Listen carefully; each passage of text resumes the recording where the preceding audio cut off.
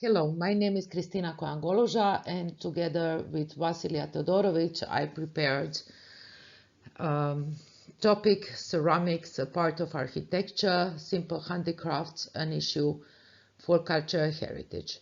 So during last decades, Dubrovnik suffered several conditions of cultural crisis.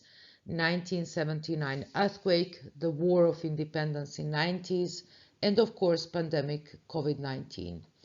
This affects the state of cultural heritage conservation, so with this paper we would like to present just one of the problems on example of Dubrovnik roofing tiles which were used after the war of 90s. Once very simple handwork which got lost became an issue for heritage scientists. The value of historic buildings and town centers in Europe is largely related to their appearance, which includes the visual aspect of age. Age value is firmly established term in cultural heritage preservation. So whenever a clay brickwork forms a part of exterior or facades or roofing of historic buildings, the partly or total replacement of ceramic bricks and tiles in course of restoration leads to unpleasant situation, apparently new roofs and masonry facings.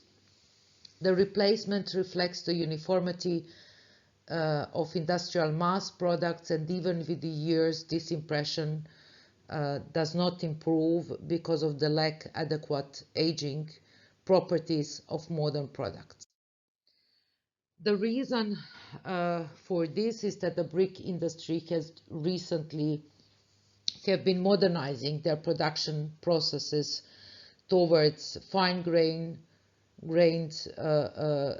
clay, greenware, exact shaping and molding techniques, and high firing temperatures, leading to the products of uniform colors and dimensions, sharp edges, compact texture, and smooth, sometimes glossy surfaces. All of this is in agreement with modern quality standards, but it strongly disregards the standards of cultural heritage conservation, which stress the importance of using compatible materials in technical and aesthetical terms. So you can see here on the left side two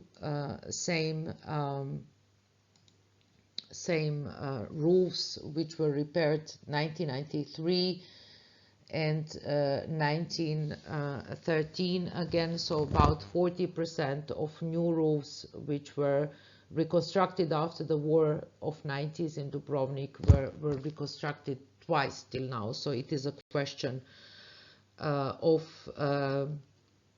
durability too.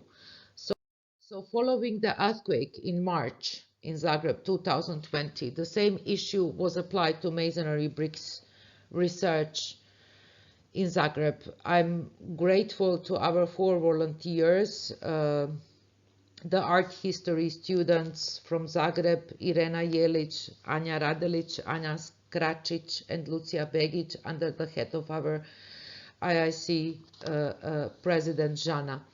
For the year 2020, the City of Dubrovnik Department for Culture financed our project, The Roofs of Dubrovnik Documentary and Glossary, through which we are collecting all photographs of the roofs before earthquake 1979, the year when Dubrovnik received a status of UNESCO site. A mapping of different varieties of recent roof tiles used after the war is in process, and the glossary of different types of historic roof tiles found in a city, it's already completed. Newly, the Austrian Academy of Sciences awarded a grant for a part of the project, which gives a hope for a further steps to be taken. Based on the result of this research, we plan to apply for international project of production of new roof tiles accurately matching the historic ones in every details. In February 2020, we did research with University of Applied Arts in Vienna, Professor Johannes Weber, and the University of Natural Resources and Life Sciences Vienna got involved. They provided X-ray diffraction and granulometric analysis of the clay from historic pit of Kupari, And recently, the company Wienerberger, which is the biggest European brick company, was already the biggest in the 19th century when this sector was a leading industry at the time, showed an interest to cooperate on this project. Visual integrity of our historical cities formed, in fact, a kind of foundation of our economy, as our tourism is based on visual integrity. At the beginning, the aim of the project was to improve awareness and sensitize the public and conservation community for evident technical and aesthetical differences between historic and recent roof tiles Kanalica in Dubrovnik. This town forms, in fact, a prominent example for many other cases in European historical cities and towns where modern industrial ceramic roof tiles are strongly mismatching the principles of architecture heritage preservation. Several meetings were held with Town of Dubrovnik, Ministry of Culture in Croatia, also in Austria with Federal Office for Monuments Preservation, Geological Federal Institute, and Magistrat 39 City of Vienna in order to communicate experiences and results on a wider scale.